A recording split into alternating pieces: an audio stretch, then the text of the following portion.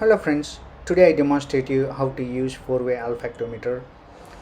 The olfactometer has three different parts: air generation, transportation and then delivery. Generation comes to the compressor, transportation comes to the glass parts, and then you can control the flow of the air, the speed. Then the delivery is on the four-way chamber.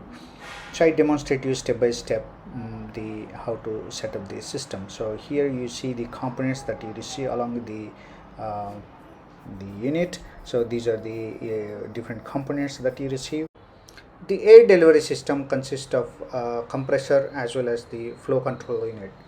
The compressor compresses the air and then send the air to the humidifier unit, and then the charcoal unit, humidifier unit, and then into the different test chambers. From there the air will go through the different flow meters. The flow meters can help to regulate the output pressure. The regulated output pressure air is then sent into the four-way chamber. So knob is here to control the amount of pressure that is required. You can turn right and left. The signal is being given on the knob, plus and minus. So the minus, if you turn the compressor unit into the minus side, you get the reduced pressure. If you turn into the plus side, you can increase the amount of air that is coming out of the compressor unit. The comparator unit, the one that what I am showing in here, it has net of the outflow rate at 23 liters per minute.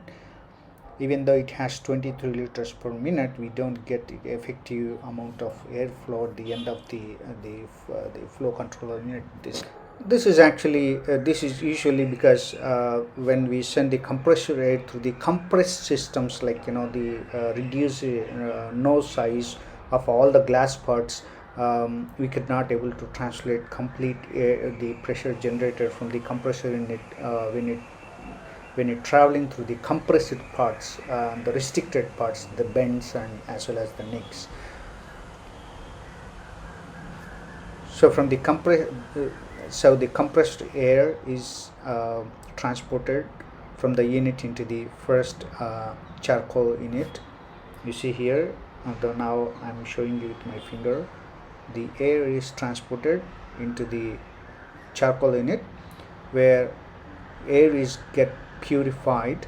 It will take any volatile compounds or any other disturbing the VOCs been absorbed by the charcoal, activated charcoal. From then the air is transported into the RO water, or the double distilled water humidified chamber, where air picks up the humidity.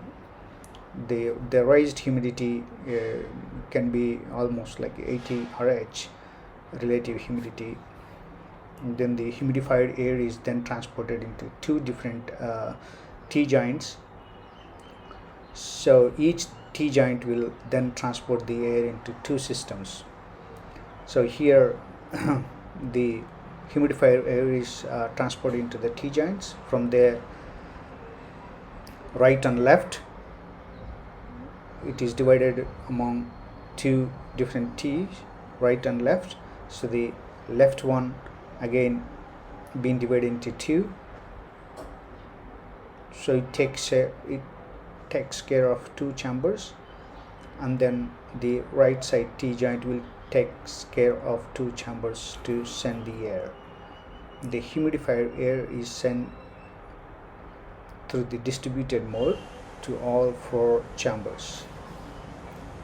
Here all the four chambers can be used as test chambers. I mean is that you can keep any kind of the plant material or anything that you think that you wish to test, that can be placed inside these chambers. So you need to remember that these chambers need to be locked with the green color glass lock that is being given with the unit, to prevent the air is the accidental release of the glass units, the popping up of the glass units. If there is any constriction happen in the system while the air is flowing to the free flowing of the air is constricted, then there will be reverse places in the glass systems that may get loosed out and bump out. So to prevent that, you need to actually use the locks. So the purified air is sent through the activated charcoal humidifier and then distributed among 4 chambers. From there, It's the air 1 is o'clock. then sent to the controller unit. So now the air from these containers transported into the flow controller unit. The flow controller unit, the bottom is the input and then the top is output. The regulated air is sent through the top nozzle, that is again used as an input into the insect collection chambers. So this is an output. So the bottoms are all inputs. So the inputs air is taken from the 4 chambers, and then the regulator air is transported out and then sent into the 4-way chamber through the individual insect collection chambers. So now I'm showing you some of the PFT tubes are taken on the bottom of the unit for just the convenience, so that there won't be overflowing of the connectors on top of the instrument, on top of the main chamber. Individual 4-way chamber is connected. The output air is connected as an input into the insect collection chambers. These bigger ones, 250 ml, these are one specific type. We do have different other accessories are available for the insect collection. So the air is sent through the connector into the insect collection chamber. This is where the attracted insects get collected. Using the knobs, clock and anti-clockwise, you can control the amount of air that is coming out of the system. The system I am showing here, it is designed maximum at 200 milli per minute. If you want more air flow, you need to buy more powerful compressor. The compressor that comes along with this unit, that's sufficient to use up to 200 ml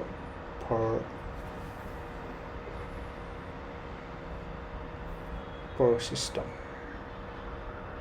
So you can use clockwise, anti-clockwise to test. So before you actually connect these connectors, the output connector into the insect collection chamber, you may want to test that by taking out the white tube, PFT tube, and then you just gently place into the water so that you can see the air is coming out. So when air is coming out, you see that the bubbles are coming out. So we are keeping actually the mesh to prevent the insects are entering into the from insect collection chamber entering into the system. So that's a preventing one. Again, here you need to use the glass locks to prevent any back pressure disturbs the junction of the glasses, so that the air is not get leaked, and then it is properly transporting into the system.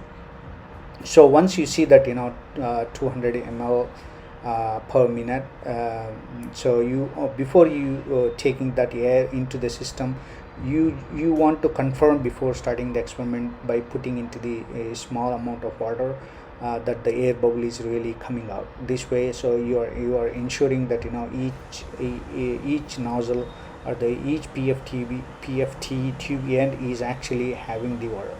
So this is actually insect releasing area. So you could from here actually the scent air is coming out of the system.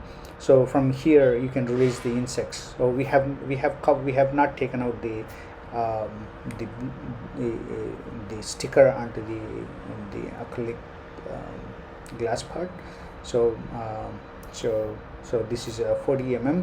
So you have the clearance zone, the insects can fly up to the height of 40 mm.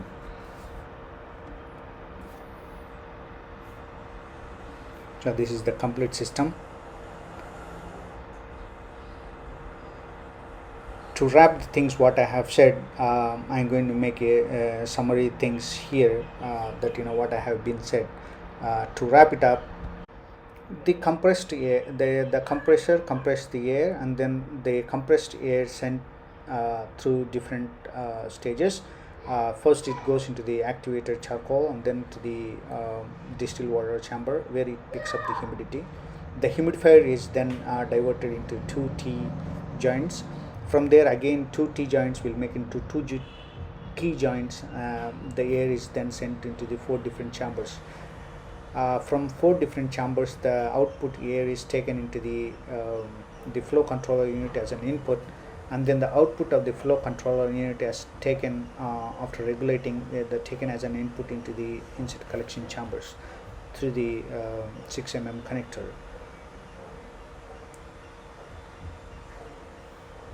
So once the experiment is completed, you can actually take the top portion of the glass to clean the system. Thank you. Thank you for watching.